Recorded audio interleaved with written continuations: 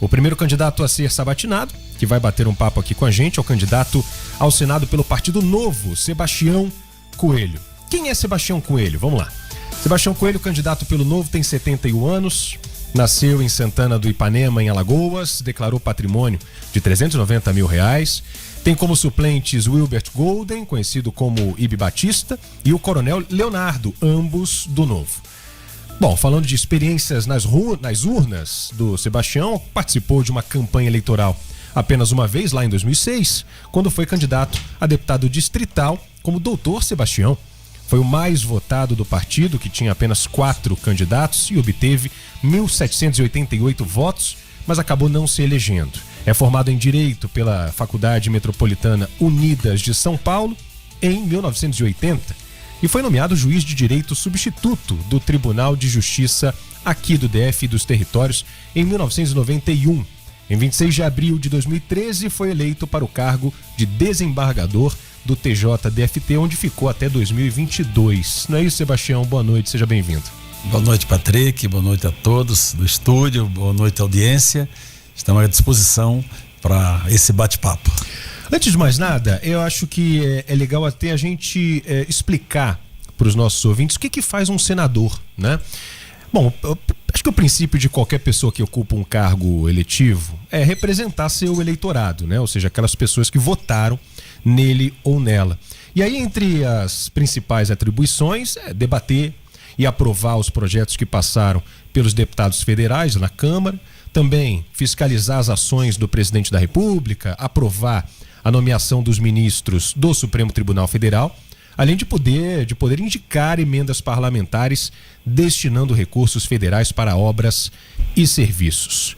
Candidato, qual seria a sua principal prioridade para o Distrito Federal, caso seja eleito?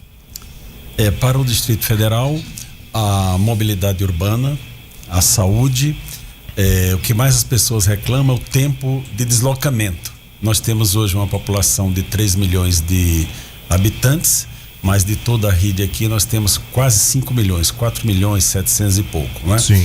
Nós temos para Brasília um orçamento para 3 milhões de pessoas, tá, e nós atendemos quase 5 milhões. Então 50% do orçamento de Brasília é destinado para pessoas do entorno, que não são do DF. E não há uma compensação. Só com a saúde são gastos 1 bilhão por ano. Desses 28 bilhões que foi o destinado do Fundo Constitucional o ano passado, 1 bilhão foi para a saúde de pessoas do entorno. Então isso tem que haver uma compensação com o governo federal. Tem que haver uma retribuição ou um acordo com o estado de Goiás. Como o estado de Goiás não vai disponibilizar verba para isso, eu penso que o senador deve ajudar o governador ou governador eleitos, né, na próxima eleição, sim, a equacionar essa matemática com o governo federal. As pessoas confundem muito a atribuição do senador. Eu vejo candidatos até a deputado federal prometendo coisas que não são absolutamente da alçada. A competência é do poder executivo. Agora, na questão da mobilidade, não. Porque a mobilidade nós estamos aqui do lado de Goiás, mas aí já é interestadual. Então nós dependemos da ANTT para fazer essa interlocução, sim, onde necessariamente o governo federal tem que participar junto com o Distrito Federal, e nessa matéria o senador ele pode contribuir muito, o deputado federal também pode contribuir muito, mas as pessoas não podem confundir, claro, a atribuição do governador com a atribuição de um parlamentar, que a sua atuação é no Poder Legislativo. Eu posso abrir só um parêntese aqui, aproveitando a fala do candidato. Ele falou da questão do papel do Senado, da mobilidade, da ANTT. Isso me remete a uma questão que a gente já recebeu reclamações aqui, que são os ouvintes do entorno. Reclamam do transporte público do entorno para o DF, e toda vez que a gente foi atrás, a gente de fato caiu com essa informação de que é uma questão que não depende do GDF em si, é uma articulação com o governo federal. Tem projetos pensados para essa área, e quais são os gargalos, as principais dificuldades disso? Olha, a questão da mobilidade, como eu disse, ela tem que ser tratada. Primeiro, deveria ter uma questão do emprego e estudo nessas cidades, para que as pessoas não necessitassem vir para o Distrito Federal. Mas essa não é a realidade. De infraestrutura do entorno. Infraestrutura do entorno. Nós não temos hospitais adequados no entorno. Salvo engano, 44 mil estudantes por dia vêm para Brasília. Esse número talvez seja um pouco maior. Então, tudo isso sufoca a estrutura do orçamento do Distrito Federal.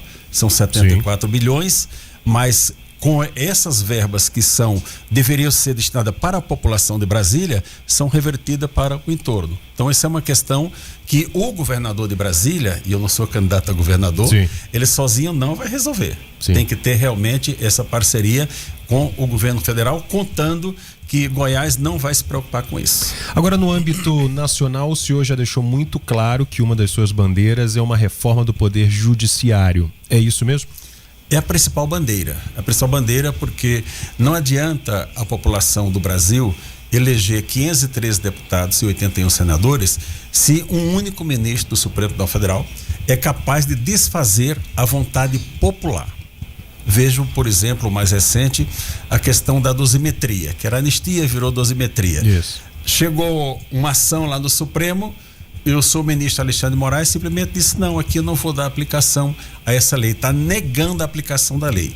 Então, hoje, o Supremo Tribunal Federal é um poder que se sobrepõe aos demais. Então, a minha principal bandeira será a reforma do Poder Judiciário, com a questão da investidura dos ministros. O ministro tem que ter um mandato certo, um tempo certo para chegar e um tempo certo para sair.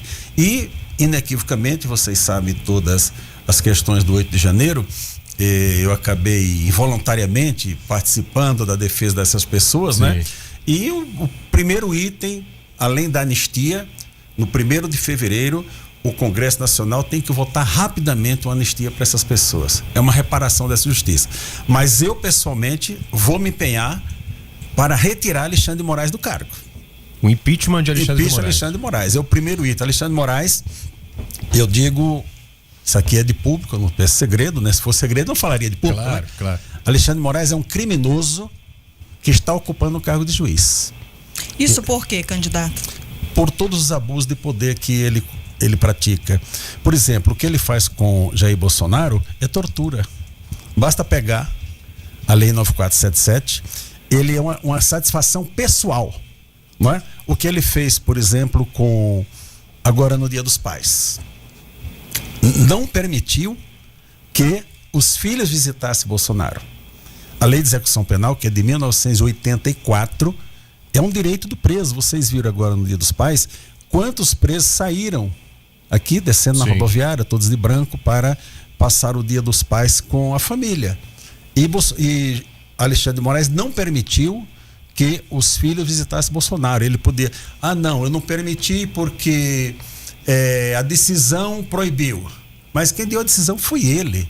Ele poderia, num despacho, ter dito: olha, concedo o direito de visita ao mesmo tempo por 20 minutos que fosse para aqueles filhos, até sob vigilância. Ele poderia determinar que houvesse alguém do sistema carcerário junto o tempo todo no momento da visita, mas ele não fez. Isso é um sentimento pessoal, isso é tortura. Então, fora os abusos que ele já praticou. Veja o abuso que ele praticou agora contra a imprensa. Quebrar o sigilo de um jornalista, mas quebrar o sigilo da fonte. Isso aqui acaba toda a argumentação de alguns ministros. Olha, essa defesa do sistema democrático. É defesa do sistema democrático coisa nenhuma.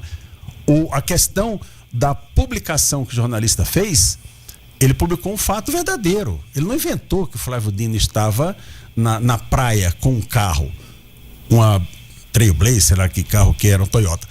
A questão é verificar se aquele carro era da família do Flávio Dino.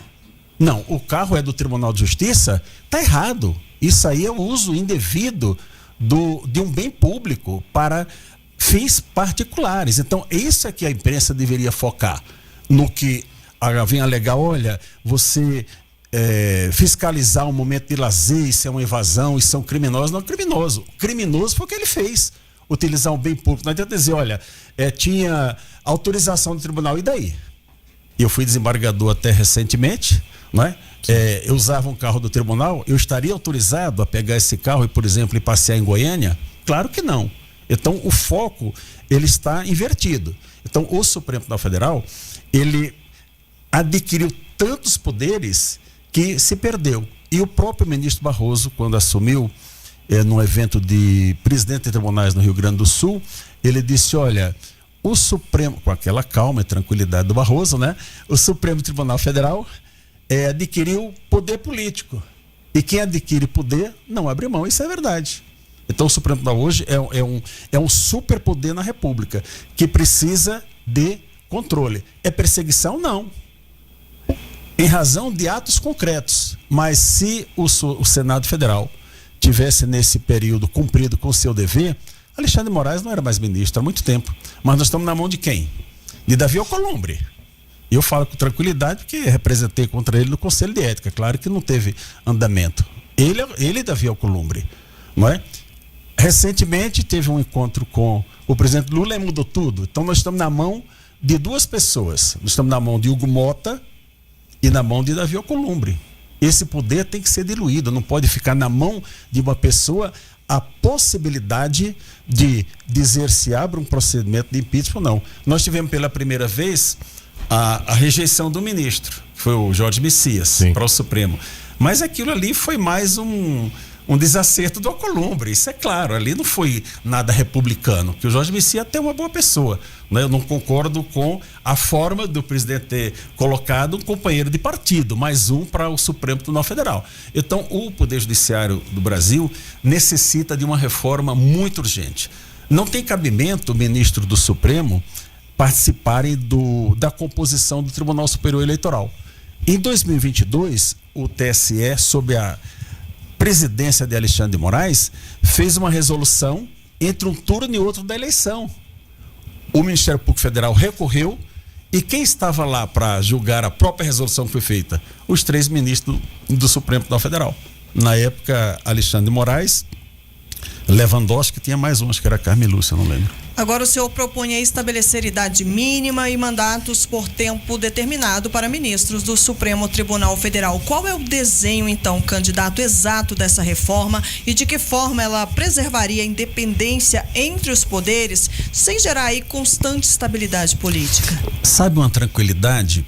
Se o presidente escolhesse, por exemplo, dentre ministros do STJ, que já são magistrados testados com mais de 30 anos, de 20 anos, exercendo o cargo e aí mantendo a proporcionalidade dos juízes concursados e do 5º Constitucional.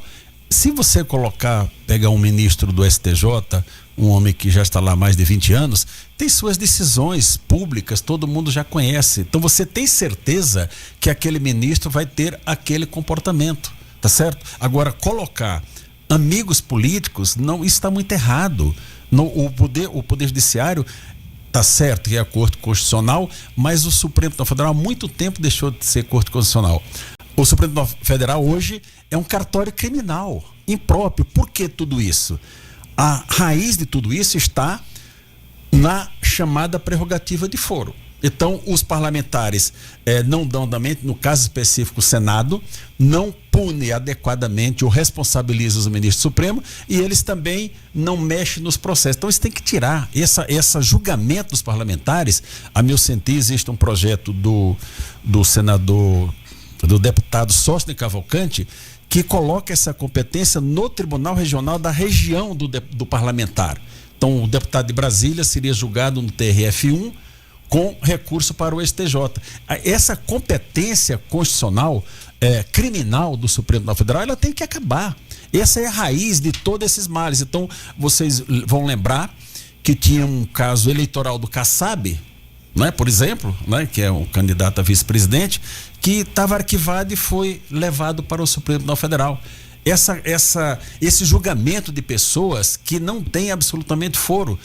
O exemplo do pastor Silas Malafaia disse manifestação na Avenida Paulista, do alto de um caminhão, falou alguma coisa sobre o comandante do Exército. Está sendo julgado no Supremo Tribunal Federal, isso está muito errado.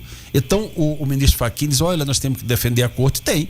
E eu fiz um vídeo dizendo, ministro Fachin, basta o senhor fazer uma resolução no Supremo com 2 artigos. Aplica-se aos ministros do Supremo o Código de Ética da Magistratura estabelecido pelo Conselho Nacional de Justiça. Estaria tudo resolvido, que ali tem um regramento para os magistrados. O magistrado não pode dar entrevista.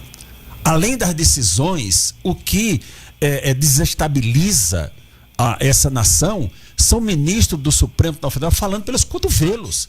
Ele se manifesta sobre tudo. Como é que o magistrado vai se manifestar sobre um processo que ele vai dar uma decisão futuramente?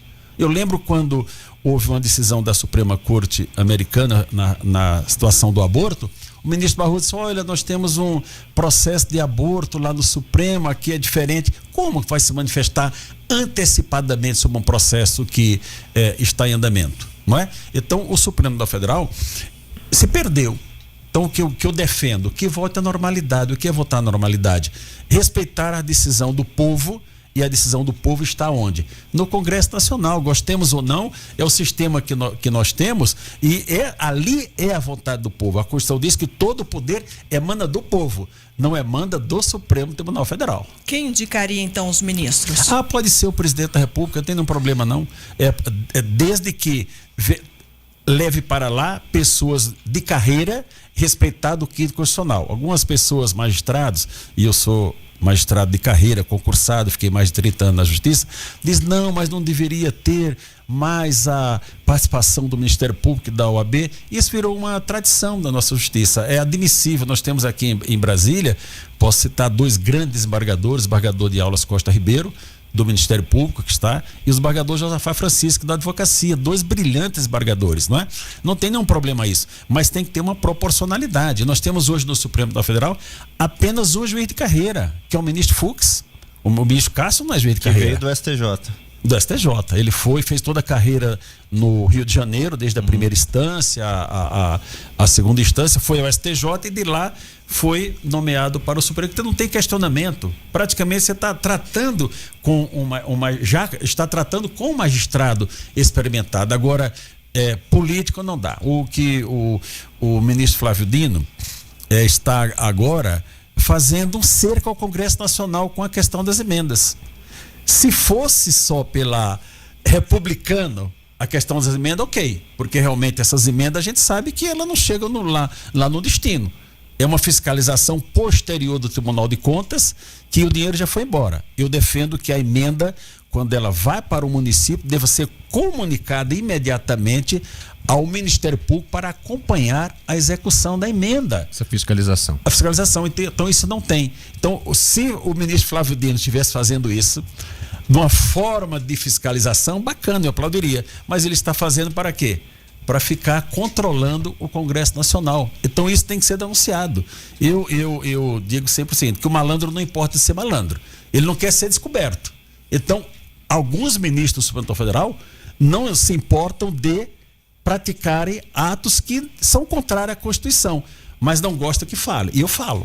Eu estou falando hoje e vou falar sempre, porque esse é meu direito constitucional, enquanto permitir eu vou falar. Emendas do candidato, caso eleito, aqui para o DF, serão transparentes? Respeitando todos os demais. Se a população do DF me colocar no Senado Federal, nem um centavo será destinado para fora do Distrito Federal. Porque eu vou representar a população do Distrito Federal.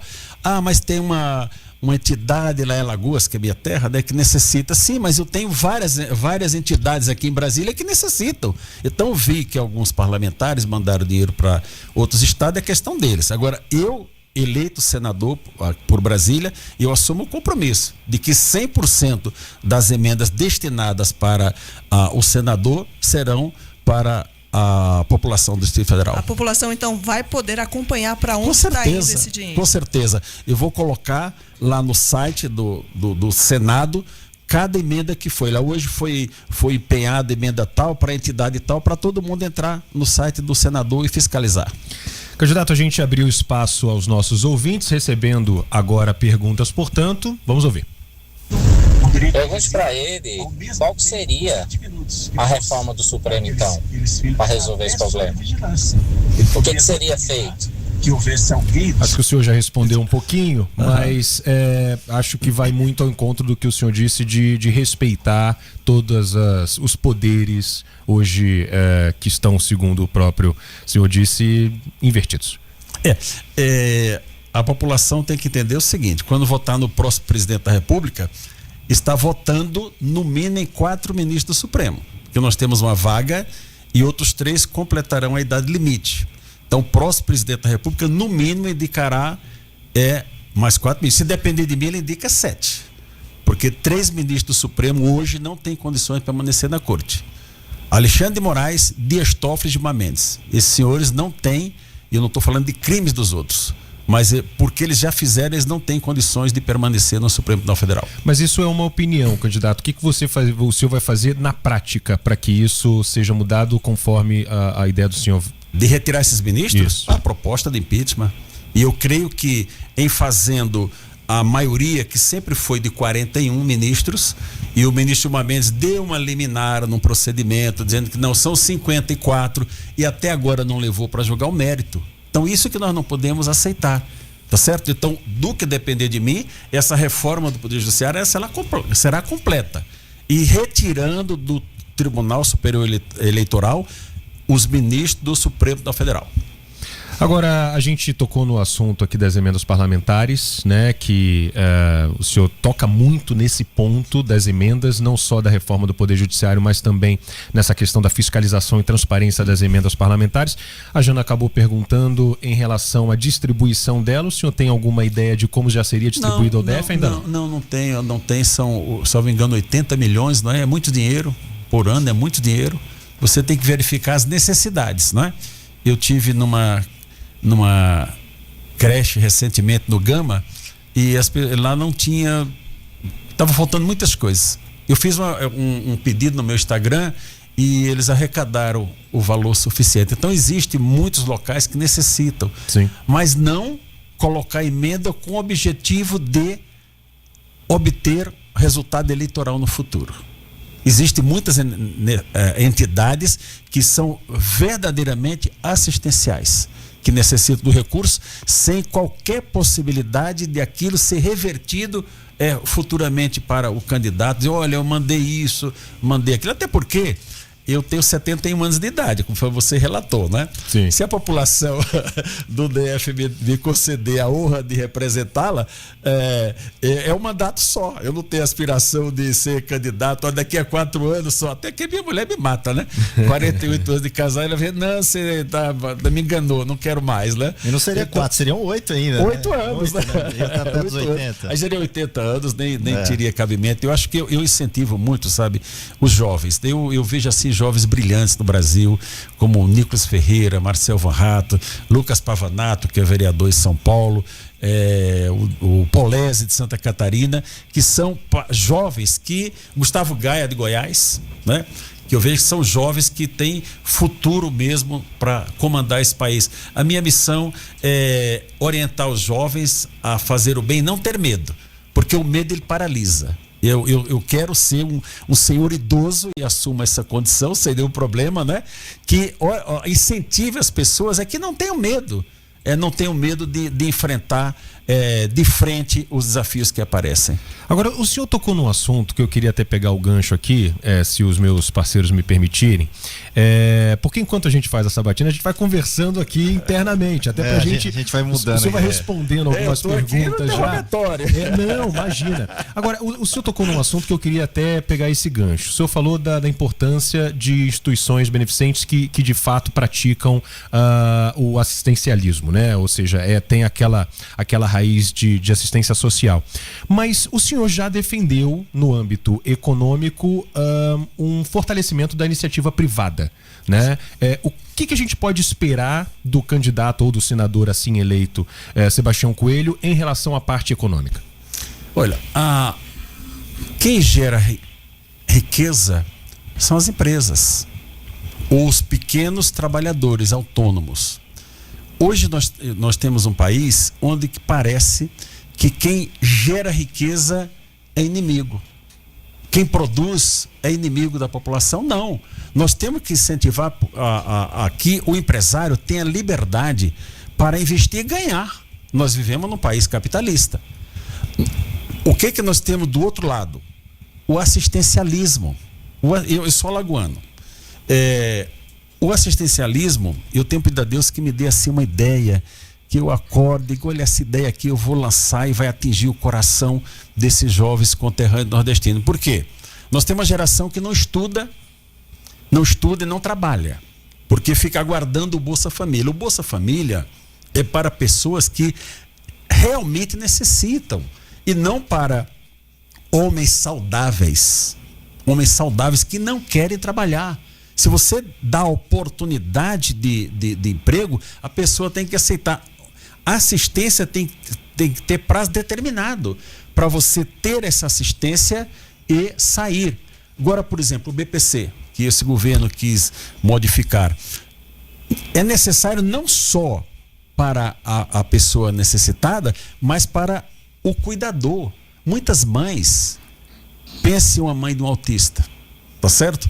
Ela dedica toda a sua energia a cuidar daquele filho. E geralmente, em muitos casos, os pais abandonam. A mãe fica sozinha. Como é que ela vai trabalhar? Então ela necessita assistência para o filho e para ela. Isso sim, isso é diferente. Agora, o Bolsa Família, como forma de incentivo à preguiça, à inércia, a pessoa não querer produzir, vou dizer para esse jovem, você vai ver um carro passando ali, um popular, que seja, qualquer carro popular, você vai ficar olhando, você vai comprar quando? Nunca. Se você não trabalhar, você não vai conseguir.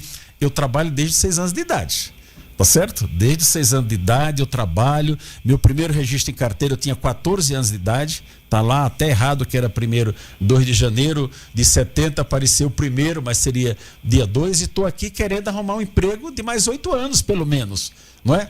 Então, como diz a minha filha que entrou aqui, pai, você só vai parar quando você morrer, e é verdade, porque eu me sinto uma pessoa com disposição de trabalhar. Então, a iniciativa privada, ela tem que ser protegida, essa reforma tributária. Eu não estou com o domínio dela total, mas já me comprometi com os empresários da FEComércio de que, passada a eleição, eu vou fazer uma imersão na reforma tributária para chegar lá no Congresso Nacional com domínio da matéria. Como eu tenho um conhecimento um pouquinho de direito, né? Não terei muita dificuldade só um pouquinho, né, candidato? Só um pouquinho. Em me atualizar da reforma tributária, para não chegar ali no Senado e ficar perguntando para o assessor, e isso aqui mesmo, como é que é? Não. Então, vamos ser sinceros, tem parlamentares ali na Câmara, especialmente, que se não tiver um assessor do lado para dizer o que ele vai fazer, ele não sabe fazer. Vai ficar esperando o líder dizer, olha, isso é assim, vota não. Como é que vota o líder? Não. O parlamentar, ele tem que ter o domínio daquilo que vai fazer, especialmente no Senado Federal. O Senado Federal não é lugar de brincadeira, não é lugar ali, especialmente esse próximo Senado, não é lugar para gente amiguinha. Nós vamos para uma guerra, tá certo? E essa guerra é uma guerra muito forte, tendo do outro lado entre aspas, adversário, podia falar outra palavra, mas eu mudei para adversário. Boa. Poderoso, que é o Supremo Tribunal Federal. E entre os próprios parlamentares, né? Veja, se o Senado Federal tem as assinaturas necessárias para o impeachment de ministro, e o senhor Davi Alcolumbre não coloca em votação, por que os senadores não tiram o Davi Alcolumbre? Ele foi colocado pelos senadores, pela vontade daquela maioria. A maioria poderia tirá-lo, realmente. Mas faça uma proposta dessa. Quantos senadores topa? Você pega ali os 5 senadores que poderiam fazer isso, Girão, Magno Malta, alguns, muito poucos, não é? Então, o Senado Federal não é casa de amiguinhos, de chegar ali para, enfim, ficar batendo nas costas. Eu falava para alguns senadores, olha, os senhores falam do Alcolumbre, mas cada vez que vão para a tribuna, excelentíssimo senhor Davi Alcolumbre, tal, tem vezes, senador, é uma vergonha o que o senhor está fazendo aqui na presidência do Senado. Se todos os senadores fizessem isso antes de fazer o seu pronunciamento, Davi Alcolumbre não teria tido o comportamento. Eu dei uma entrevista outro dia e a repórter me perguntou, falou: Tô Sebastião, eles têm uma articulação aí para Davi Alcolumbre continuar na presidência do Senado. Eu falei: com o meu voto não, já declaro não antecipadamente. Me deu calafrios de ouvir uma informação daquela. Então, eu sou uma pessoa que tenho minhas ideias muito elaboradas. A anistia é o ponto de pacificação desse país. Doutor, o Partido Novo, ele nasceu focado na gestão pública eficiente, desregulamentação e liberalismo econômico, né? O senhor entra aí nesse partido como uma voz da pauta judicial e anti-censura, já deixou isso muito claro.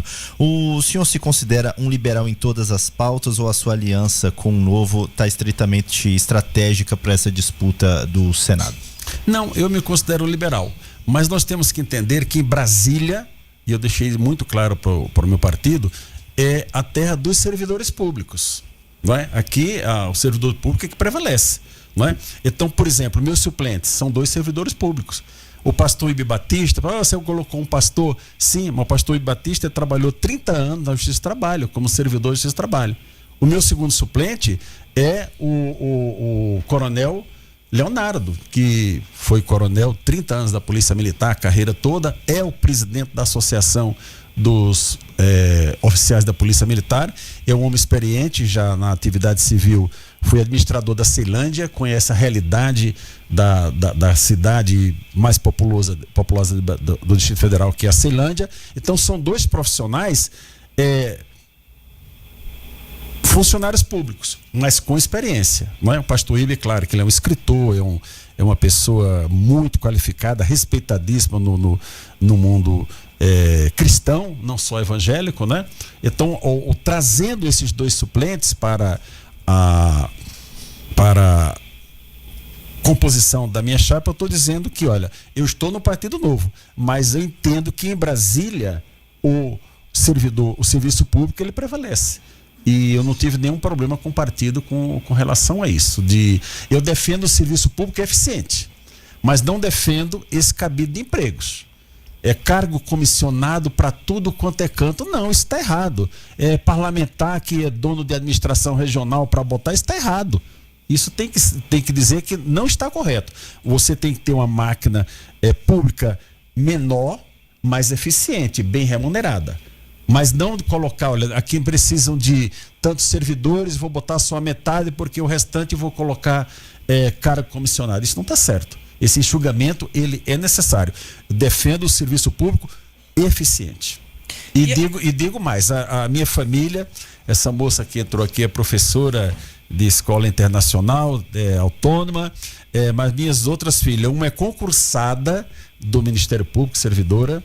A outra filha é concursada do CNJ, minha esposa é aposentada do tribunal, concursada. Nunca pedi um cargo para a minha família. E nem terá. Quem quiser ter o seu espaço, procure e prepare, elas têm. E a gente, candidato, então entra aqui na questão do DF, porque a gente sabe que o Distrito Federal possui muitas demandas específicas, né? E aí o senhor, como candidato, como eleito, aí não vai tratar só do cenário nacional. Como a gestão aqui do Fundo Constitucional DF tem, a autonomia administrativa e também a eficiência dos serviços públicos regionais. Como é que o senhor pretende aplicar suas propostas nacionais às necessidades diretas aqui do morador do DF? Nacional, a questão da tributação. Da tributação, ela para permitir que os empresários gerem emprego. Sem a geração de emprego, nós vamos ficar sempre nesses 2 campos: o serviço público e os cargos comissionados, não é? E Brasília, embora diga, olha, Brasília tem a maior renda per capita do país, mas você não vive de renda per capita. Se você pegar o Lago Sul, a renda per capita média lá são 15 mil e alguns reais, mas na cidade aqui estrutural é 800 reais. Então, se você for fazer uma média, vai dizer, olha, a renda média do brasiliense é 5 mil e alguma coisa. Não é, porque você tem um grupo pequeno que tem muito dinheiro e um grupo muito grande que tem pouco dinheiro. Desigualdade, né? É a desigualdade. Então, existe uma desigualdade. Mas é uma questão, eu volto a dizer, que o poder executivo é que tem a principal responsabilidade. Então, o senador, não importa qual seja o governador, se for do partido dele, se não for, ele tem que ter uma interlocução. Se o presidente da República for, Deus nos livre, mas se o Lula ganhar novamente, né, é o presidente da República. Você tem que ter reuniões republicanas para tratar do interesse da população. Falando em interesse da população, candidato, eu queria até tratar de alguns temas, né, de opinião pública. Fim do foro privilegiado para políticos, escala 6x1, combate à misoginia e a redução da maioridade penal. Sim. Como é que o senhor votaria em cada uma dessas propostas? Redução da escala 6x1. Sou contra. Eu acho que tem que ter a livre negociação do patrão com o empregado. Se o empregado quiser trabalhar 2 dias na semana, ok. Você faz o contrato para trabalhar 2 dias, mas eu quero ganhar mais. Eu quero trabalhar os 7 dias da semana. Você aguenta? Trabalhe os 7 dias da semana. Mas o que está sendo proposto? Que seja impedido das pessoas trabalharem 2 dias. Isso não está correto. Eu sou contra o fim da escala 6x1. Essa é uma questão de ajuste entre empregado e empregador sem participação de sindicato. Que o sindicato entra com seus interesses, eu sou totalmente contra. Questão da misoginia. Mas só uma questão aqui, candidato. Eu recebo essa palavra, senador. O senhor falou aí sem intervenção dos sindicatos. Sim. Mas como é que um trabalhador vai lidar diretamente com o patrão se ele ali é o menos favorecido? Ele é o quem menos pode mandar naquele momento ali e ele precisa do emprego dele? Olha, se uma empresa tiver 100 empregados, tá certo, ou 30, ele pode reunir aquele quantitativo de empregados e negociar com o patrão. Os trabalhadores hoje, eles são todos muito antenados com a legislação, com os direitos, não é? São muito antenados. Eu não via nenhuma dificuldade. Os sindicatos, na verdade, eles são utilizados para que alguns se enriqueçam. Você vê sindicalista pobre? Não tem. Eles usam a estrutura do sindicato, se perpetuam, alguns comandam o sindicato por 10 anos, por 20 anos, não tem uma alternância nos sindicatos. Então, essa negociação tem que ser entre o empregador e o empregado. Se eu tiver uma participação do sindicato, muito bem, mas eu não sou a favor de sindicato. Misoginia. Misoginia nada mais é do que o começo da censura. O começo da censura. Que tudo que você... Hoje eu tenho 3 filhas. 3 filhas. Hoje uma mulher não pode mais ser elogiada. Os homens hoje têm medo de elogiar uma mulher, porque tudo é crime, não é? E a misoginia é só uma fantasia de que é proteção das mulheres, que é proteção das minorias. Eu defendo homens e mulheres. Defendo homens e mulheres. A questão da violência, isso é uma outra situação. Agora, o homem e a mulher, ele tem que estar em igualdade de condição. Você é mulher, você está aqui pela sua competência, não é pela condição de ser mulher. Só o fato, vamos agora botar em Brasília só mulheres. Não, se forem mulheres competentes, parabéns, para conseguir. Agora, essa igualdade tem que ter. Você fez uma pergunta. Redução da maioridade penal. Totalmente a favor. Totalmente, tem que reduzir para 16 anos, mas na hora a execução da pena tem que ser separado. Não pode ser no mesmo presídio com alguém de 50 anos e 20 anos de crime, não pode. Tem que haver uma separação.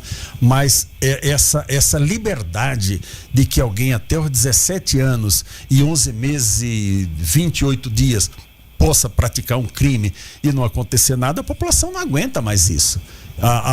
Incentivo, olha, rouba o celular que não é nada, como assim? E a empregada do lar que comprou o seu telefone em 10 prestações, qual o prejuízo para ela? Uma mulher que levou o telefone, sim, mas e o dono do telefone? O proprietário daquele bem e os direitos dele? Então, a responsabilidade penal, ela deve ser reduzida, sim. Isso é uma questão de segurança da segurança pública e para inibir a prática do crime. As leis que nós temos, elas são boas. A questão é o cumprimento. Você não tem cabimento. O exemplo de São Paulo, aqui em Brasília alguns, mas São Paulo muito. O policial falou: olha, já prendi esse cidadão aqui 20 vezes pelo mesmo crime. Então, se você praticou um crime, ok, foi liberado. Na segunda, mais ou menos. Terceira vez, não tem como soltar essa pessoa. Ela tem que ser julgada, se for absolvida, muito bem, mas tem que ficar presa até o julgamento. Hoje, a audiência de custódia, o que é que os juízes fazem? Sem lei estabelecida pelo senhor Lewandowski, ministro Lewandowski, do contrato de 5 milhões com o Masta, não é? O que é que faz? Chega na audiência, o que é que o magistrado pergunta? Você foi bem tratado pela polícia? Você sofreu violência física pela polícia? Essa é a primeira pergunta que é feita. E eu sou magistrado, mas isso está errado. Como, claro, o cara que é malandro, acostumado ao crime, olha, me bateu, fez isso, vai para o exame de corpo de delito, modifica a essência. Então você vai soltar porque o policial cumpriu com o seu dever. Claro que existe excessos policiais. Agora mesmo nós vimos, no interior de Goiás, se não me engano, Catalão, policial que foi lá, bateu, agrediu o menino. Enfim, isso tem que ser punido, mas não é a regra. O policial, eu fui juiz da auditoria militar, e o policial, ele sai de casa para trabalhar. Para trabalhar, não sai de casa para cometer crimes. Ou botar uma farda, um uniforme para cometer crimes, não. Ele sai para trabalhar. Então, eu tenho a experiência de ter sido juiz da auditoria militar e ter a experiência de ter sido juiz das execuções penais. Então, vivenciei os dois lados. E a população, por exemplo, aqui em Brasília, nós estamos vivendo uma situação muito grave, que são os moradores de rua. Muito grave. Isso não é um problema social, isso é um problema de segurança pública. Eu não quero que o meu neto, que vai sozinho para a escola e pega depois o metrô, que ele seja no caminho espancado por um morador de rua, tá certo? Isso é questão de segurança pública. A polícia tem que estar na rua, mas o que acontece? Recomendação do Ministério Público. Tem até o Supremo deu decisão, olha, não pode abordar, não pode fazer isso. Como assim?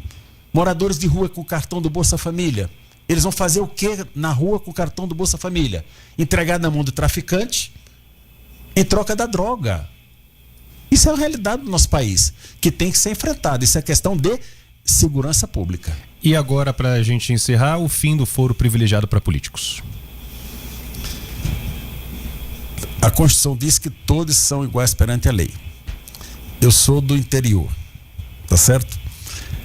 Um deputado não pode ser julgado por um juiz de primeira instância. Eu penso dessa maneira. No nosso caso em Brasília, por exemplo, um deputado distrital, ele é julgado pelo nosso Tribunal de Justiça. Tá correto, tá certo? Eu defendo que os parlamentares federais devam ser julgados nos tribunais regionais federais. São 6 tribunais agora, com o de Minas, cada um em sua região, julgado pelo colegiado com recurso para o Supremo Tribunal Federal. Essa prerrogativa de foro no Supremo Tribunal Federal é a raiz de todos os males do nosso país, que é uma troca de favores. Você não me julga e eu também não te julgo. Isso tem que acabar. Isso aí acabando é a grande maioria dos nossos problemas, porque veja só, a justiça, ela tem a finalidade de implantar a paz, mas a justiça nossa hoje está sendo motivo de desassossego da nossa nação, e o causador é o Supremo Tribunal Federal. Os ministros gostam ou não de ouvir isso. De mim eles vão ouvir sempre. Se eu for eleito senador, eles vão ouvir muito, e se não for, vão ouvir novamente, porque eu tenho meu Instagramzinho ali que eu falo, né? Enquanto não derrubarem, eu vou falando, né? E com toda a tranquilidade, que é a minha liberdade e meu direito de expressão. Para a gente encerrar então, candidato, por que o eleitor do Distrito Federal deveria escolher Sebastião Coelho para uma das 2 vagas ao Senado? Porque ele precisa de pessoa de coragem lá no Supremo, que não tenha rabo preso, que não tenha medo de cara feia, e que tenha coragem de libertar todos do 8 de janeiro, começando por Bolsonaro. Eu digo sem nenhum medo, eu tenho um candidato no meu partido, mas eu sou bolsonarista.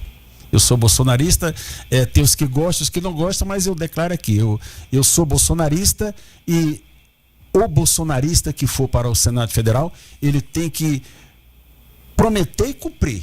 Porque o que nós temos visto nos políticos, o senador Magno Malta sempre fala assim, olha, alguns ministros do Supremo cometem estelionato, porque chegam aqui, promete fazer, quando chegam lá não cumpre a Constituição. Eu falo, Magno, um senador que eu admiro muito, né? Eu falo, Magno, os políticos também, porque prometem fazer determinada ação e quando chega lá, deputados, senadores que foram eleitos com bandeira de direita, vota 90% com o governo do PT, como assim? Está errado, isso é uma traição ao eleitor, e da minha parte o eleitor do DF não terá traição e não terá um senador medroso nem com o rabo preso. Não tenho parente em governo, não estou nomeando parente de governo, não tenho nada. Meu patrimônio, você citou aí, até brincaram, disseram, olha, imagina, esse cara declarou, acho que foi 390 mil reais. Eu tenho 3 carros, todos financiados, o que é meu é só o ágil, o resto é do banco. Né? Eu pago aluguel, as pessoas não acreditam, porque eu posso fazer, eu posso não ter sido um grande administrador financeiro, mas é a realidade. Eu declarei que foi 390 mil, o que eu tenho de mais valioso é um título da pousada do Rio Quente, que eu gosto de ir para Caldas Novas e ficar lá 24 horas, que ele é vitalício, e já tem 25 anos que eu tenho esse título. Muito bem, a gente conversou com o candidato ao Senado pelo DF, Sebastião Coelho, do Novo. Muito obrigado, doutor Sebastião, candidato aí ao Senado Federal. Muito obrigado pela sua participação, pela nossa conversa aqui no dia Eu de hoje. agradeço e peço o voto dos 3, dos 4, dos 5 que estão aqui do estúdio, já peço o voto, meu número é o 300 e da população também. Vote em Sebastião, número 300, que você terá um senador, como diz no Nordeste, arretado, sem medo. Obrigado, candidato.